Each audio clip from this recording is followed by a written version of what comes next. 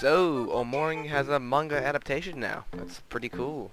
I know some fans have been waiting years for more official content, and it's finally arrived. Well, me personally, I got into the fandom a couple months ago, so I'm actually pretty lucky considering I haven't had to wait long for new content to drop. However, this is a tale as old as time. Some games are so good to the point where you hope no new official content releases, so you can keep the perfect narrative and perfect story totally intact without risking of poisoning this original work. One good example of this is Undertale. Undertale is loved by so many people and has amazing narratives and an amazing story. If new official content were to come out relating to the game, it would risk either retconning or changing aspects of the story, be it big or small, and those changes could have ripple effects for the narrative and the story as a whole. As such, Toby Fox decided to keep Undertale as its own thing and make a game totally separate from Undertale. Any narrative decision made in Deltarune poses no risk to the original perfection of Undertale whatsoever. It is a very great way to add a quote-unquote official content to a game without risk of poisoning the story. A good example of new canon content ruining a story is Star Wars. The original trilogy of Star Wars is regarded by some as the best movie trilogy ever. After new canon content was released in the form of the prequel trilogy, that phenomenon that I just mentioned earlier returned in full force. While I personally like the prequel trilogy, I can't ignore its obvious faults.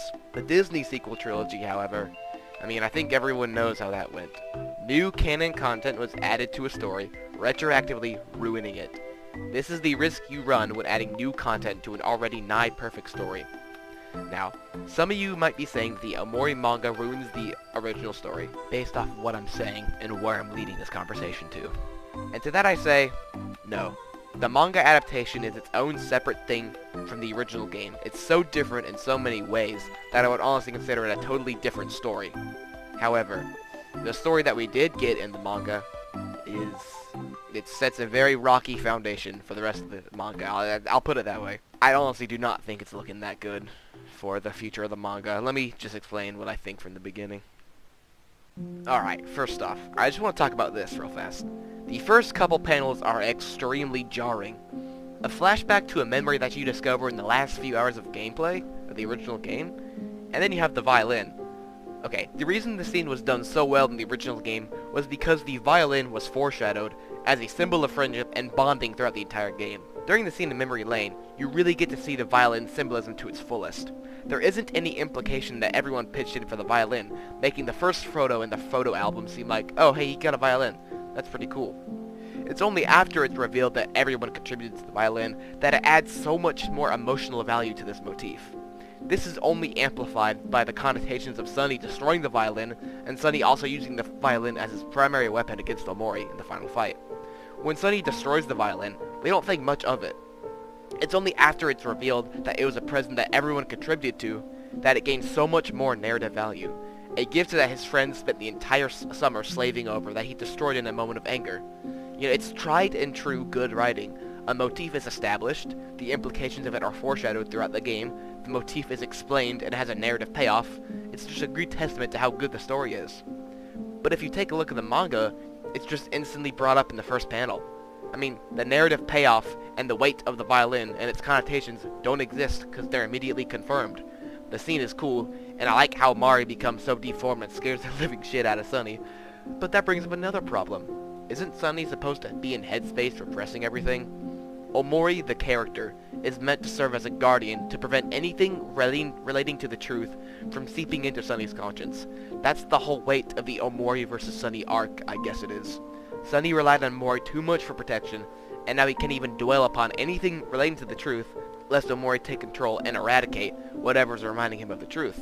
Sunny, seeing this very provocative image of something relating to the truth, aka the violin, and Mari deforming, doesn't make sense when you consider that Omori should be there, helping Sunny to repress everything. Mari's neck is also severely bent, another very provocative image of the truth that Omori should also erase. Remember, this is all in his dream right here. This scene that we're watching is all in his dream. It's not like Sunny can just switch between a normal dream and headspace at all, by the way. The very concept of Omori isn't just in headspace. He's in Sunny's conscience, with him while he's dreaming. The only provocations of the truth we see in the game are very, very small references that no player would catch on their first playthrough. Nothing that provocative, such as the violin, or Mari's neck being totally bent over, should even exist in Sunny's mind. The only time we ever get to see such a provocative image of the truth, in Hell Mari, is in real life whenever Sunny is hallucinating, and in that situation, he's not dreaming. Therefore, Omori can't magically swoop in and save Sunny. That's why Hell Mari can appear in the real world, but not in the dream world. Omori has no power in the real world. It's only in Sunny's mind while he's dreaming that Omori can gain the power that he needs to repress everything. By the way, I just want to say that if it sounds like I'm being overly critical, it's because I am. Honestly, Omori is my favorite story of all time. I've obsessively looked over so many aspects of the story, and its motifs and what they mean. So many narrative decisions and motifs are just perfectly designed, with literally zero objective narrative downsides. When a game is this good, I just don't want it to be tainted in any way. That's what I heard when a manga was releasing. I was hoping it'd just be a retelling of events. Thankfully, it is, but it's not really a true retelling. Some things happen very differently from how they do in-game, and some of the narrative devices that have already been established just mean nothing. I'll get to some more of those in a minute, though. Anyway, really quickly, I also want to point out that Sunny isn't visiting Headspace before going outside. I mean, there's nothing wrong with that. I just personally really don't like it. Most of the charm of Omori was its false sense of security and its peaceful, childlike RPG elements that lulled you into being calm, only to politely remind you that it is branded as a psychological horror game. With manga, it just immediately jumps into the real world, and honestly erases a lot of the charm, in my opinion. Okay, now Sunny wakes up. I like this series of events really well. It pretty well shows the slog of Sunny's experiences. He eats the steak, throws up, the view of the piano room is really well done, and Sunny holding out the knife as he enters the door is a very cool idea. So then you get the knocking on the door, and... wait. Where's the something fight? I mean, the reason why Sunny decided to face his fears as well as re-enter the outside world is because of the fact that they're moving. There's a lot of evidence to support this claim. I might make a short about it soon. I guess you can stay tuned for that. But anyway, part of the weight of the something fight, in retrospect, is that it helps begin Sunny's journey to reconcile with everyone else and finally decide to face his demons. I don't know if this is just a personal thing, but I find it very weird that Kale knocks on the door before the something fight. Wait. Kale's knocking on the door before the something fight? Where's Hell Mari? Where's the Otherworld segment? I mean, why is the raw steak incident happening a couple seconds before Sunny ventures outside? Okay, hold on. I'm sorry, I have to pause for a second. But what is with all these events happening out of order? In the original game, everything flowed so naturally. We got to see the space ponies and wormholes floating around faraway town as a result of Sunny's long 4-year repression cycle, which you see right after the Otherworld segment.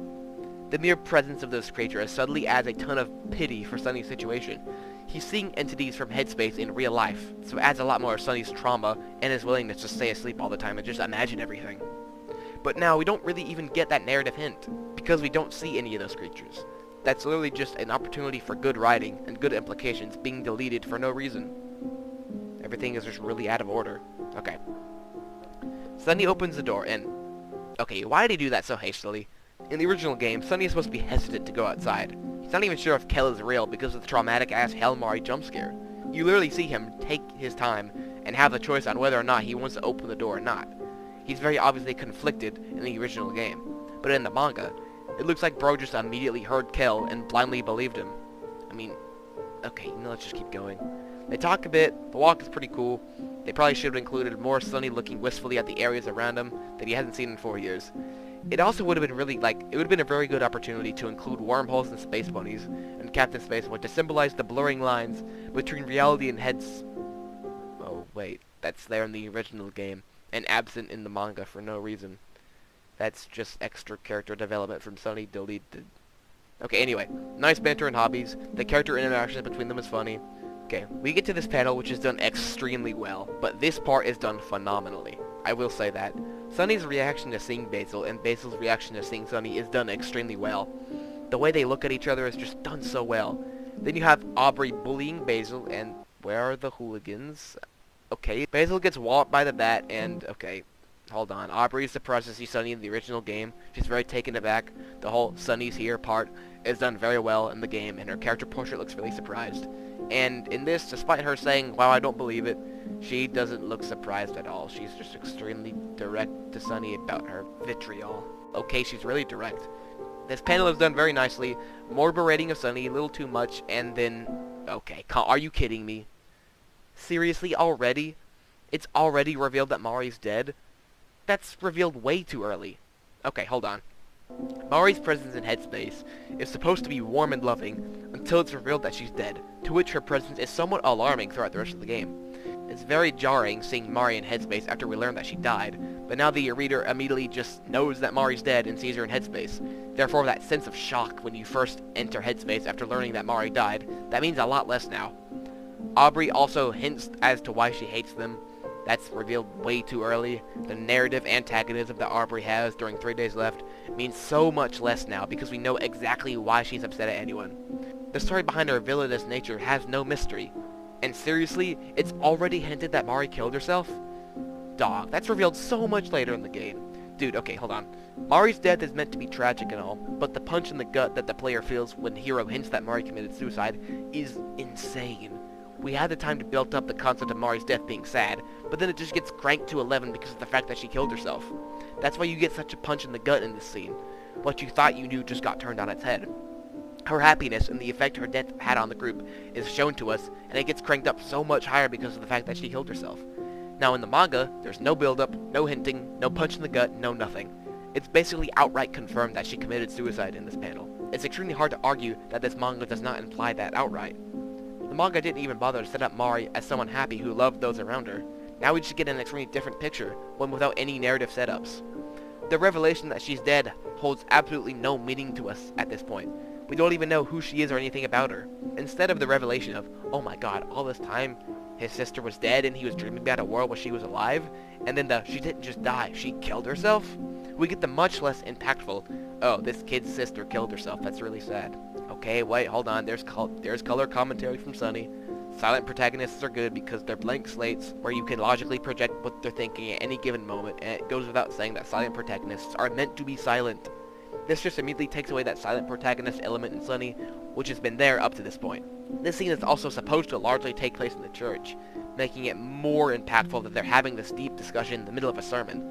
Not only does it set up Kel's determination to do what's right and help Basil, it also implies Sunny's desperation to get everything solved before he moves, hinted via him barging in the church during the middle of a sermon. This conversation also holds less value because we haven't even been acquainted with these characters yet.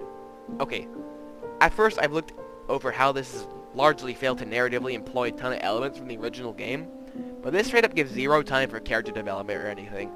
I mean, okay, I don't know if I'm reviewing this from the wrong point of view at this point, but I mean, is it wrong to have largely expected this manga, which is based on the indie game developed by Omocat, to follow any character development, narrative themes, and narrative payoffs that the original game had? I mean, I don't want to release this video and get flamed for reviewing this from the wrong point of view, but seriously, I'm looking at it from a critical lens, just like I did with the original game.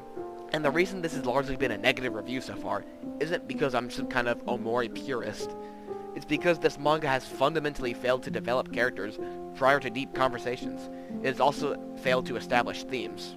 Okay, let's just get this over with so I can devote a lot of time to explaining some of my thought processes. Sunny gets berated even more by Aubrey, a little too much compared to what actually happened in the game. Sunny slashes Aubrey, the hooligans aren't around to help, a little weird. A picture of Mari falls out of Aubrey's pocket, and okay, that's just some more character development and a character arc entirely ruined. Okay, the revelation that Aubrey still keeps photos of Mari shows that she deeply cares about the friend group. And that comes after it's shown that Aubrey seemingly doesn't care about anyone at all. That's some good development right there. But all that is thrown away by the inclusion of a photo of Mari falling out of her jacket. And, okay, why is he in white space? Okay, I get that it's a safe space, but did you just seriously fall asleep in front of everyone? All the Headspace friends are here, and from here until the end it largely follows the story of Headspace during 3 Days Left. The motif of the white egret orchid is randomly established early for no reason, and cut. Okay, I seriously cannot be the only one wondering what just happened. Okay, hold on, I just need to split this up into its own section.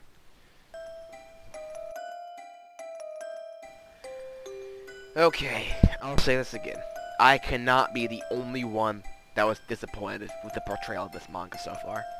I mean, am I reviewing this wrong? Am I wrong for wanting to have seen a manga adaptation in which the same narrative payoffs exist, characters are established, and everything flows together in a logical manner? Okay, I cannot stress enough how confused I am. Are they going in a very different direction from the original game? Is this intended for people who have already finished Omori? Why? I don't see why it would only be intended for these people. almost all adaptations I've ever seen serve as an alternate experience to a story than the original work. Lord of the Rings is a great example of this. I mean, the movie Adaptation series is a perfectly valid way to experience Tolkien's insanely complicated world that he created, if you aren't into reading. Imagine this. Okay, hold on. Imagine this. What if you saw an interesting show on Netflix or something, and characters were not adequately developed to pull off specific conversations among many other things? Then imagine you find out it's an adaptation. So, you look into the original work, and find out that the original work is actually a masterpiece, and certain scenes only work if you have context established by the original work. That's not a good adaptation, and that's literally exactly what the Omori Manga has done. Nothing is established, narrative payoffs that are in the original game are just thrown away entirely. Okay, I know this is only chapter 1. This seems like an extremely rocky way to start this manga series. And the reason this has been a negative review isn't because I'm an insane Omori purist or anything. I think I already stated that in this video. Half of the things in this video wouldn't apply if the original game's narrative payoffs didn't exist, and that's fine. But it's not just the narrative payoffs that don't exist in this manga. Nobody is developed, and nothing is hinted or even implied. Nothing is established, and it's just a total mess. Is my K-manga site bugged or something? I mean, look, okay, I'm sorry to be the bearer of bad news. This is a very massive thing for the Omori fandom, and the last thing I want to do is poo-poo on everyone's parade. And the second to last thing I want to do is totally misunderstand what the manga is trying to do, and get flamed for it. But I just cannot stress enough how jarring everything about this manga is. I said this a million times already. I'm aware, but everything happens so out of order. There's no development, narrative payoffs are ruined, the art style is... I'll get into that later. But it just doesn't capture the same charm or anything about the game. Not because I've just already completed the game and obsessively reviewed it. Not because I'm a purist, but because this not only doesn't make sense to someone who has completed Omori before, but also doesn't make sense to someone who has completed Omori before. I mean, are they just trying to tell an entirely different story than what the original game was about? I mean, as I explained earlier, parts of the truth are literally being revealed to Sunny, not like they were in the game. So they're very clearly going for something different. But, A, I don't think that's what anyone wanted, and B, why would you throw away potential character development and or scene payoffs if you want to tell a different story? You can keep half of the things that the manga left out and go a different way with the story and it be good. But for some reason, they just left it out. I mean, I'm sorry, am I just like wrong for wanting to have seen something that actually follows the original events of the story? Because very evidently that's not what they're going for. And even if they are going for that, I think they've already failed in developing themes and developing characters. Okay, I still don't know to review this as someone who doesn't know about Omori or someone who knows everything about the game. Every lens I look at it through does not make any sense. And I'm sorry. I don't know what the point of removing certain scenes and payoffs and switching the order of scenes for the worse was, but I can say that it does not make a whole lot of sense. It's not just because doing anything different from the original game equals bad. It's also because it objectively fails to develop characters, fundamentally, and ruins a ton of narrative payoffs that could have been present later in the adaptation. Yes, I know, this is literally chapter 1 of an adaptation of a 20-plus hour game, but I can't help but take a look at the foundation this first chapter has set, and you realize just how rocky it is. Okay, I'll say this one more time before I end the video. I don't know if I'm reviewing this wrong, or from the wrong point of view, but it simply makes no sense when you look at the game from literally any way I've looked at, both as a fan and a critic who knows nothing about the game. This is also just like a personal gripe, but the art style is very weird. I'm not the only one who thinks that everyone looks like small children. Not my favorite art style, but that's an opinion shared by some other people as well. Here is also probably a bad time to mention, probably should have said this earlier in the video, that I don't hold any dislike towards the people who created the manga or Omocat herself.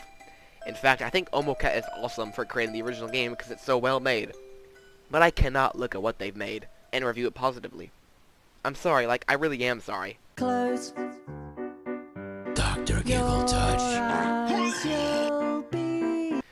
Okay, that's enough of repeating myself, pronouncing stuff inaccurately, rushing through this, but... okay. Take care, and I'll see you all in the next video if I can decide to make one. Good. Wait a second.